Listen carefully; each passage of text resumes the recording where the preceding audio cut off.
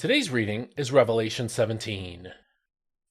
Then one of the seven angels with the seven bowls came and said to me, "Come, I will show you the punishment of the great prostitute, who sits on many waters. The kings of the earth were immoral with her, and those who dwell on the earth were intoxicated with the wine of her immorality."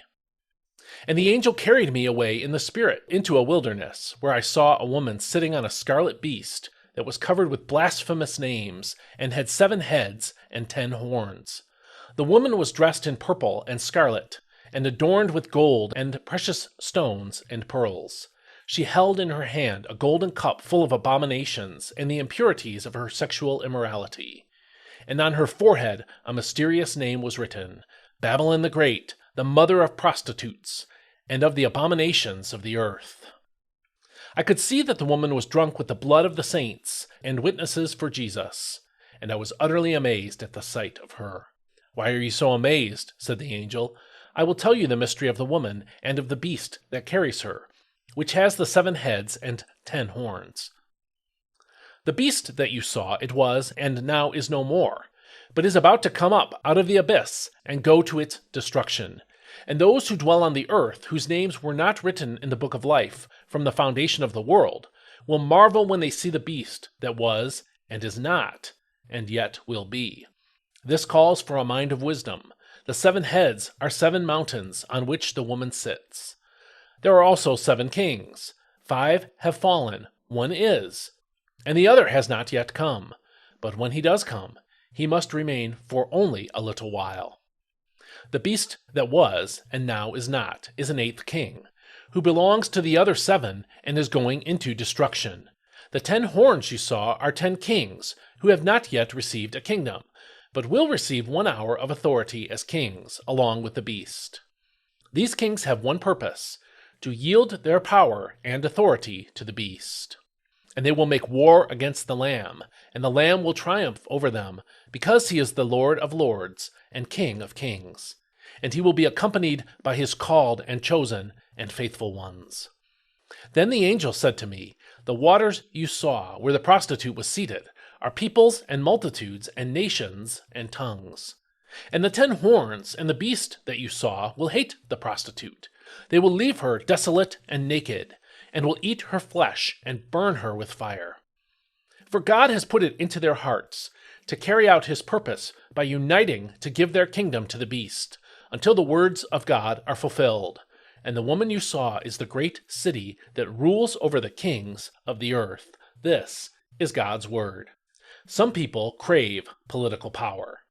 They desire to get it either personally by becoming a ruler, or collectively by associating with a party that is in power.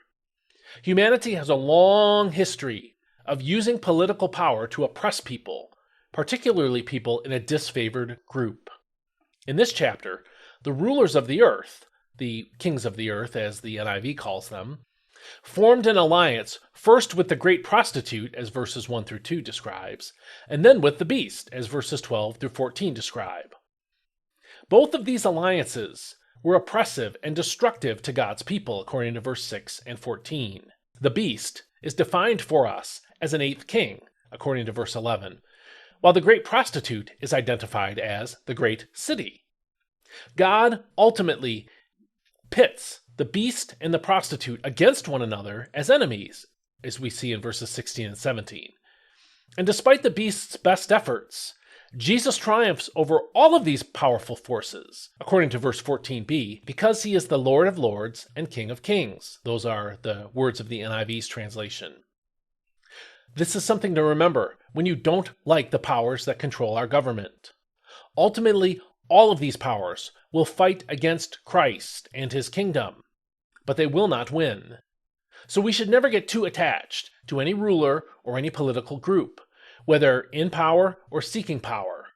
Our allegiance is to Jesus. He is our hope, and his kingdom is the one we're waiting for. I don't know what bad news we may read about today, but I can predict there will be something in the news that you don't like. Don't get discouraged.